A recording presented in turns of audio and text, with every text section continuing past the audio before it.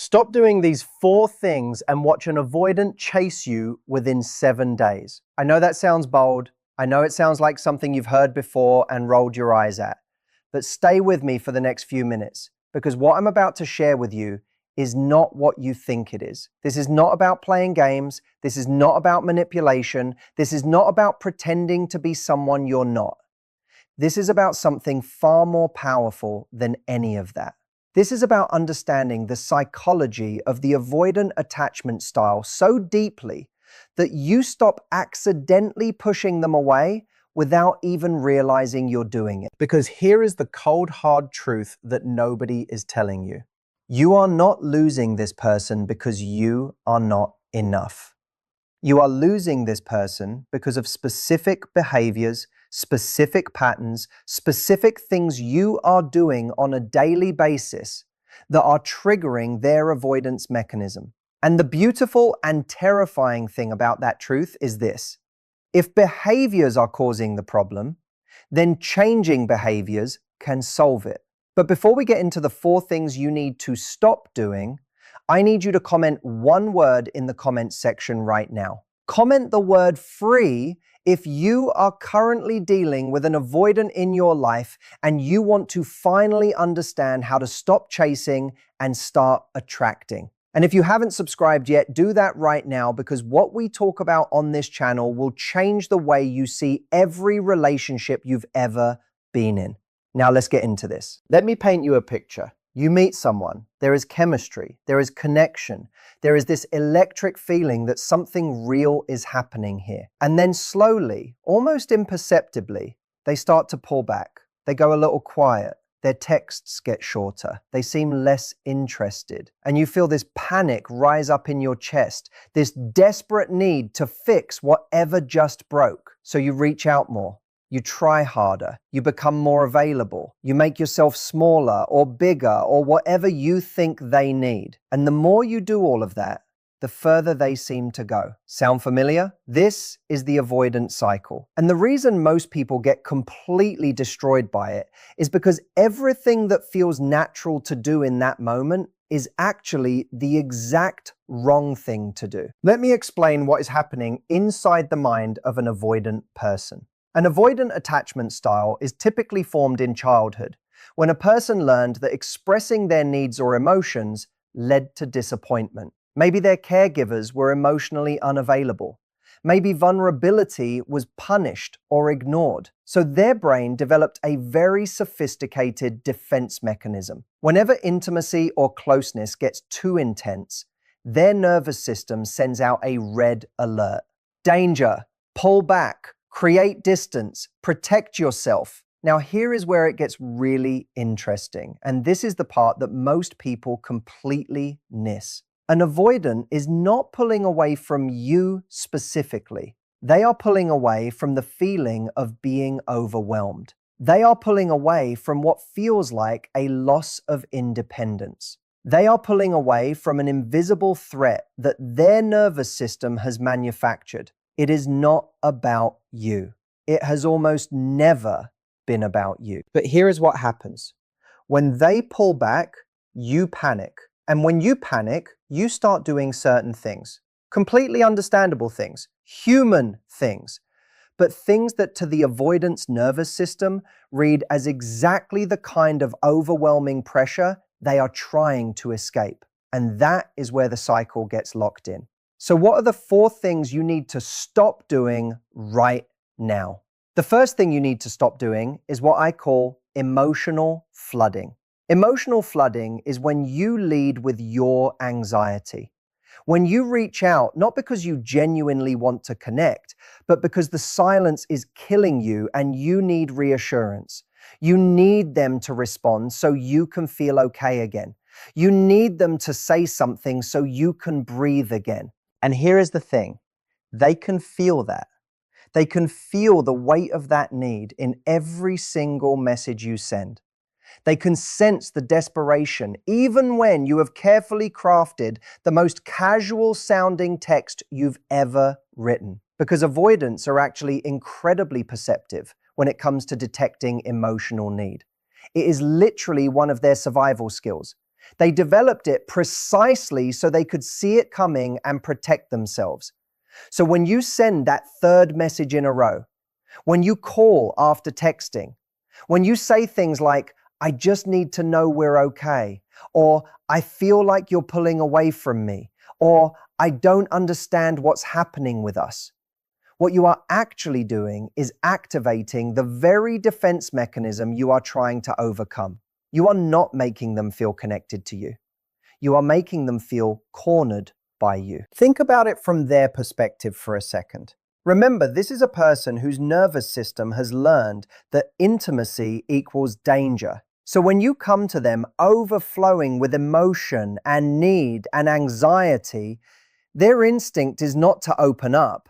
Their instinct is to run. Now, I am not saying your feelings are wrong. Your feelings are completely valid. You are dealing with something genuinely painful and confusing, and it makes total sense that you are anxious.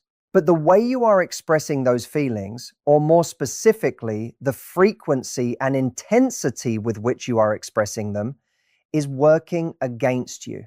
What you need to do instead is this: feel your feelings, process them, but not with the avoidant. Not at first. Not while the dynamic is still this fragile. Journal them. Talk to a friend. Exercise. Breathe.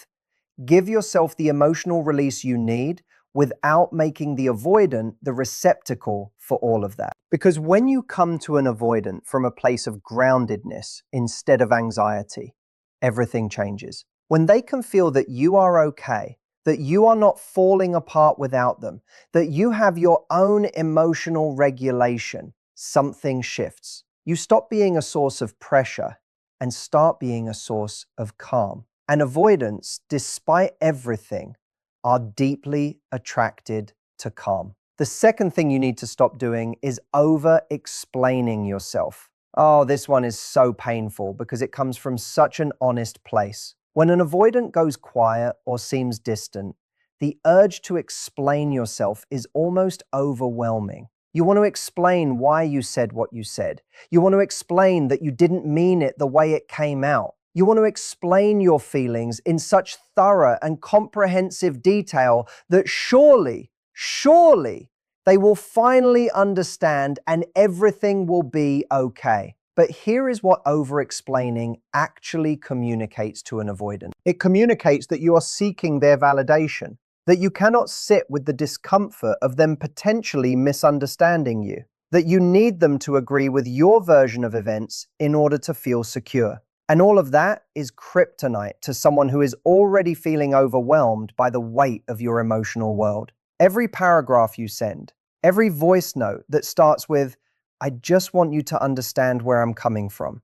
Every text conversation that goes on for hours because you are trying to achieve resolution through sheer volume of words. All of it is doing the opposite of what you intend. What you need to do instead is say less and mean more. When you do communicate, be clear, be direct, and then stop. Say what you need to say once, say it calmly, and then let it land. Trust that they heard you. Trust that they are processing it, even if they don't respond immediately. Give them the space to come to their own conclusions without needing to manage their thought process for them. Avoidants actually respect people who can communicate with economy, who say something real and then don't chase it with 17 follow-up messages, who can be in the discomfort of silence without it breaking them. That kind of confidence, that kind of restraint is genuinely attractive to an avoidant in a way that hours of emotional explanation never will be. The third thing you need to stop doing is collapsing your own life. And this is perhaps the biggest one, the one that causes the most long-term damage, not just to the relationship,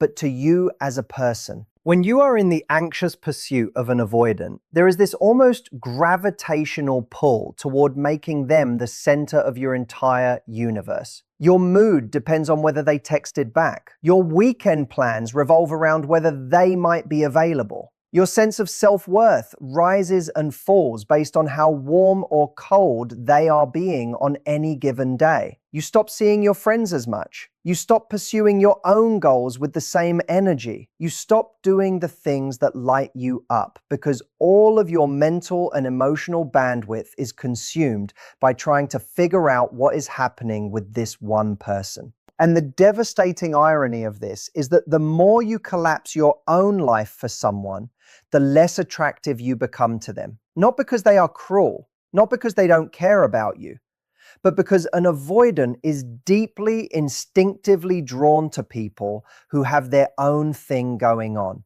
People who are not waiting around.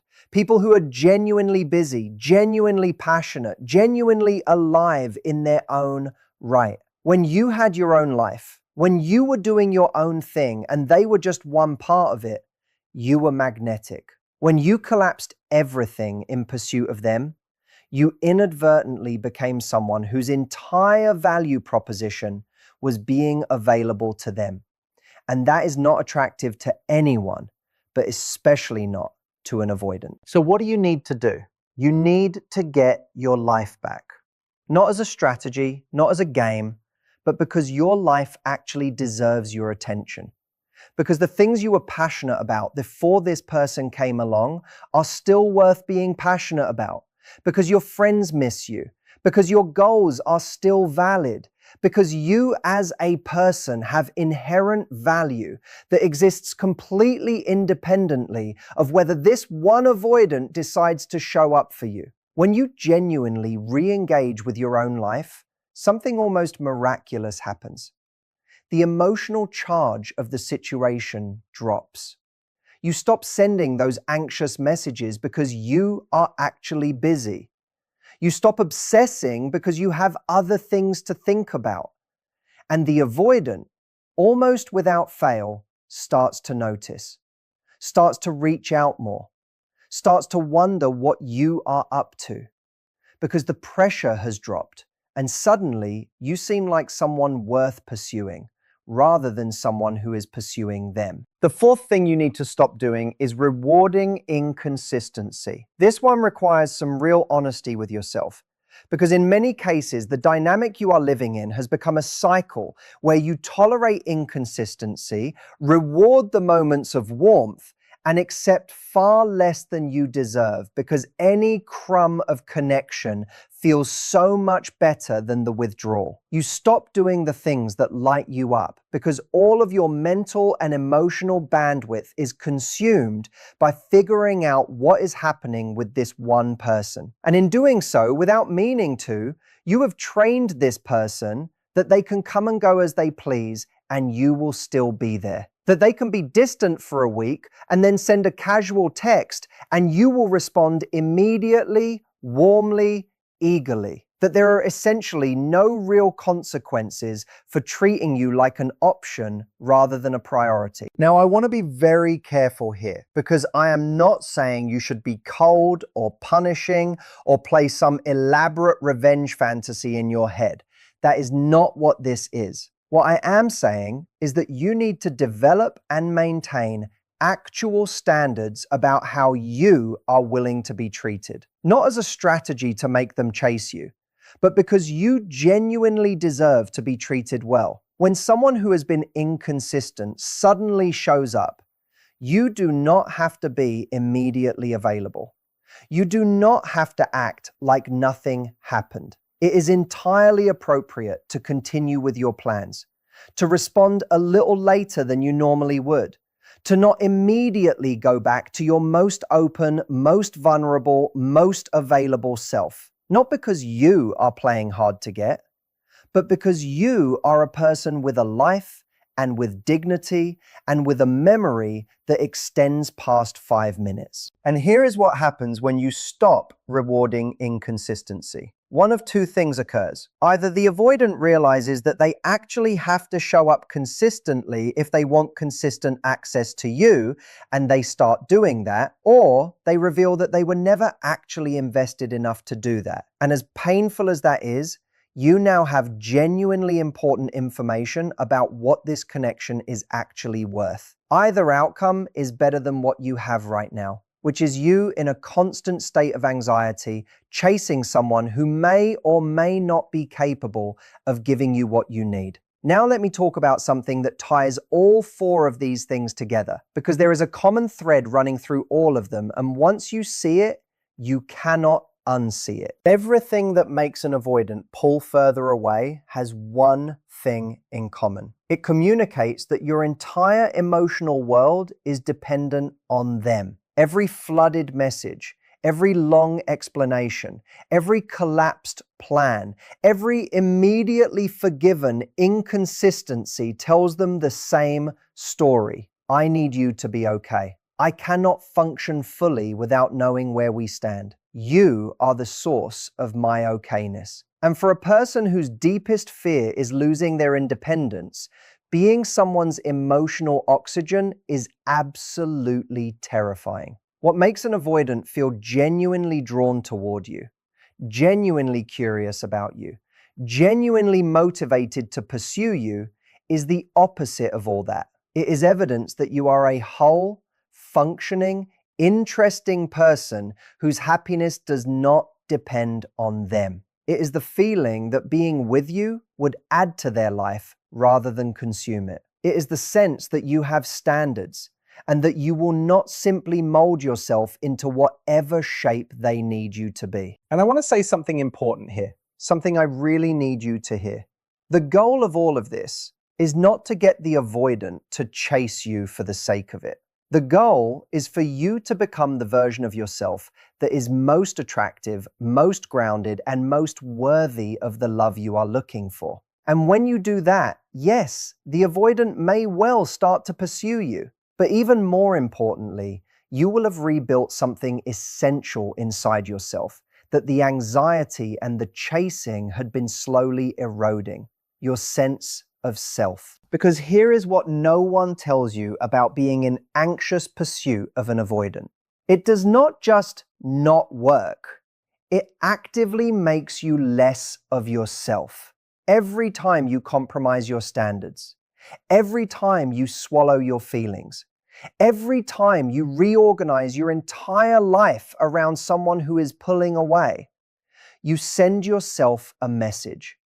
You tell yourself that you are not worth showing up for, that you have to earn love through constant effort and availability, that your needs are too much, that you are too much. And that message is a lie. But it gets louder every time you behave as though it is true. So when I tell you to stop doing these four things, I am not just giving you a relationship strategy. I am giving you a way to rebuild your relationship with yourself. Let's go back through all four quickly because I want them to be absolutely clear in your mind. Stop emotional flooding. Feel your feelings, process your anxiety, but stop using the avoidant as your emotional dumping ground. Come to every interaction from groundedness rather than need. Stop over-explaining yourself. Say what needs to be said once, clearly and calmly, and then give it space. Trust that you were heard and resist the urge to chase your communication with more communication. Stop collapsing your own life. Reconnect with the things and people and goals that matter to you independent of this relationship. Get genuinely busy. Get genuinely interested in your own existence again. Stop rewarding inconsistency. Hold your standards not as a punishment, but as a genuine expression of the fact that you deserve consistent, respectful treatment. Make it clear through your behavior that how you are treated matters. Now, here is something I want to address because I can already hear the thought forming in your mind. But what if they just use the space to move further away? What if giving them room means losing them completely? I understand why that thought is terrifying, but I need you to sit with this for a moment. If the only way to keep this person in your life is to constantly chase them, to constantly shrink yourself, to constantly accept crumbs of connection and call it a feast, is that actually a relationship? Or is it an arrangement where you do all the emotional labor and they reap all the benefit? An avoidant who is capable of genuine connection, who is willing to grow, who actually values you, will not disappear when you stop chasing them. They will, after some processing time, often quite a bit of processing time, start to move toward you because the pressure that was activating their avoidance has dropped. Because you are now showing up as someone they feel safe with rather than someone they feel overwhelmed by. And an avoidant who was never genuinely invested, who was enjoying the chase and the ego boost without any real intention of showing up, well, they may well disappear. And I know that is painful to even think about, but that person disappearing from your life is not a loss. It is information. It is clarity. It is freedom, even if it does not feel like it yet. The 7-day frame in the title of this is real, but it requires nuance. In 7 days of genuinely stopping these 4 behaviors, you will start to see a shift. It may not be dramatic, it may be subtle, a little more initiative on their part, a slightly warmer tone, a sense that the energy between you is moving in a different direction. You will also start to see a shift in yourself, a little more calm, a little more centeredness, a little more confidence that you are going to be okay regardless of what they decide. And that confidence, that settled, secure energy is the most attractive thing you can possibly bring to any relationship, especially one with an avoidant. Let me tell you something about avoidance that very few people talk about. Despite all of the pulling away, despite the walls and the distance and the seeming self-sufficiency, avoidants actually want connection deeply. They want it just as much as you do, maybe more. The difference is that their nervous system has learned to see the thing they want as a threat to their survival. They are not choosing to be difficult. They are not choosing to keep you at arm's length for fun. They are genuinely caught in a conflict between their need for closeness and their fear of it. And what they are looking for, what all of us are ultimately looking for, is someone who feels safe. Someone who does not add to the noise of their anxiety, but instead creates a quiet space where connection feels possible rather than dangerous. When you stop flooding them with emotion, you become safer. When you stop over-explaining, you become less overwhelming. When you rebuild your own life, you become less of a pressure and more of a draw. When you stop rewarding inconsistency, you become someone they have to actually try for. And trying, genuine effort, is where real investment begins. Now I want to give you a practical day-by-day sense of what this might look like, because abstract concepts are great, but you need something you can actually do tomorrow morning. In the first couple of days, the work is almost entirely internal. You are resisting the urge to reach out. You are sitting with the discomfort of the silence. And I will be honest with you, this is the hardest part. Your nervous system will be screaming at you. It will feel like inaction is the same as giving up. It is not. Inaction in service of your own groundedness is one of the most powerful things you can do. In this phase, the most important thing you can do is reconnect with yourself. Not as a strategy, as a genuine act of self-respect. Go back to the gym if you have been neglecting it. See the friends you have been canceling on. Work on something you care about. Not to distract yourself, but to genuinely re-engage with your own life. In the middle days, you will likely start to feel a shift, either in them or in yourself, or both. The silence may start to feel less suffocating. You may notice you are checking your phone slightly less often. And you may find that you have a little more capacity to think clearly about what you actually want from this situation. In the later days, if they do reach out, and very often they will, your job is to respond from that new centered place, rather than from the anxious, eager to please place you might have been operating from before. Be warm, be genuine, but be the version of you that has been rebuilding these past few days.